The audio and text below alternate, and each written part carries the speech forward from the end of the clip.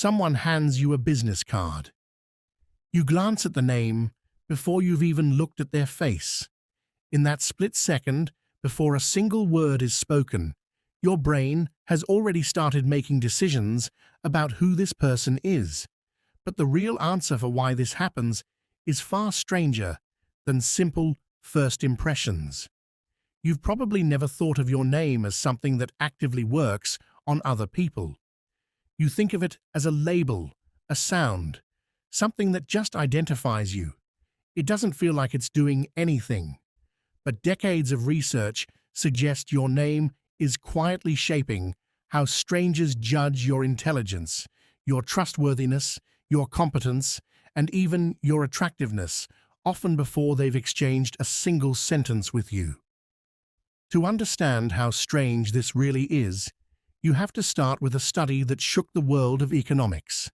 In 2004, researchers Marianne Bertrand and Sendil Mullainathan sent out nearly 5,000 identical resumes to real job postings across the United States.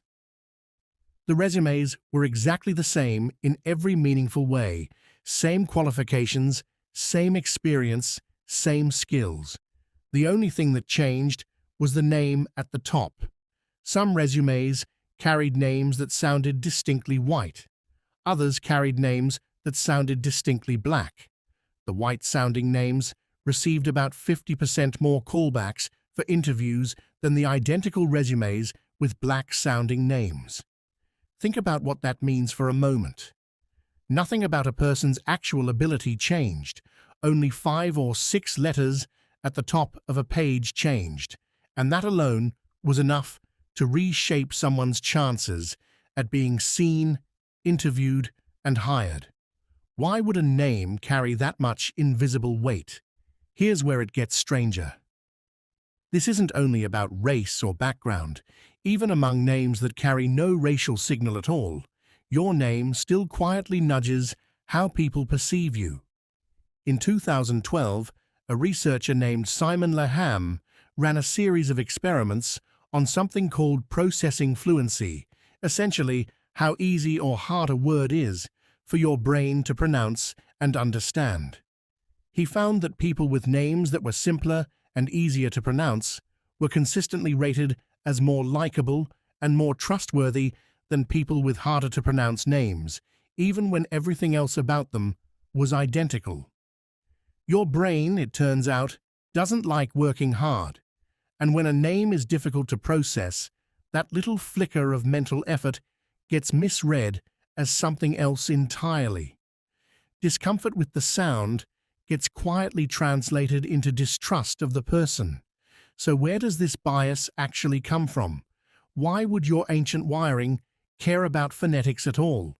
To understand that, you have to imagine your ancestors living in small tribal groups, where every name belonged to someone you either knew personally or had heard about through people you trusted.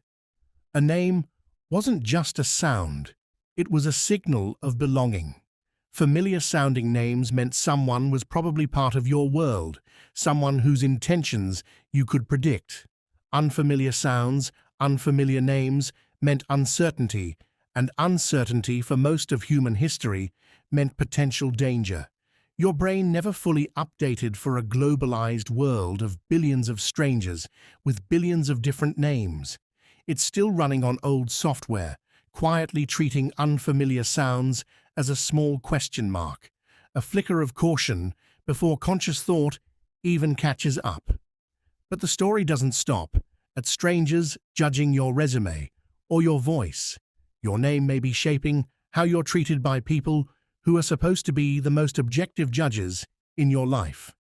In 2005, an economist named David Figlio studied thousands of students and their teachers and found something remarkable. Teachers, without realizing it, held slightly different expectations for students depending on how their first names sounded, expectations tied to perceived race, gender, or socio-economic background embedded in the name itself.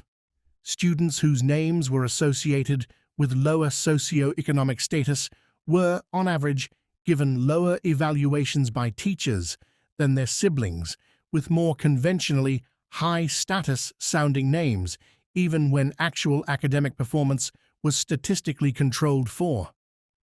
Let that sink in for a second. Two children from the exact same household, the exact same upbringing, the exact same environment could receive measurably different treatment in a classroom depending on which name their parents happened to choose for them at birth. This is the part that should genuinely unsettle you. You didn't choose your name.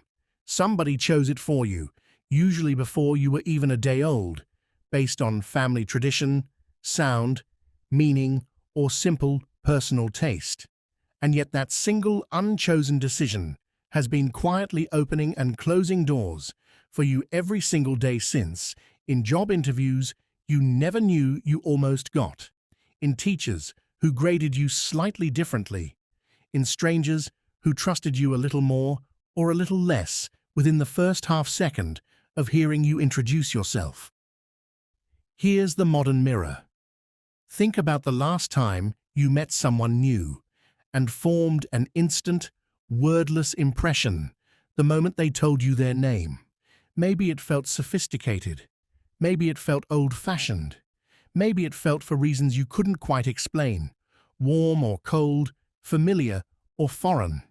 That reaction wasn't really about them at all. It was your ancient tribal software running in the background, still scanning every new name for signs of who belongs and who doesn't, exactly the way it scanned unfamiliar voices around a campfire tens of thousands of years ago. You walk through your entire life believing you're evaluating people based on what they say, what they do, who they are. But before any of that ever reaches you, a 5-letter word has already been quietly working on your judgment, adjusting the volume on your trust, your warmth, your willingness to give someone the benefit of the doubt. Someone hands you a business card. You glance at the name before you've even looked at their face, and in that split second, it isn't really their name doing the deciding. It's 10,000 years of your ancestors trying to figure out in half a heartbeat whether the sound in front of them belonged to friend or to stranger.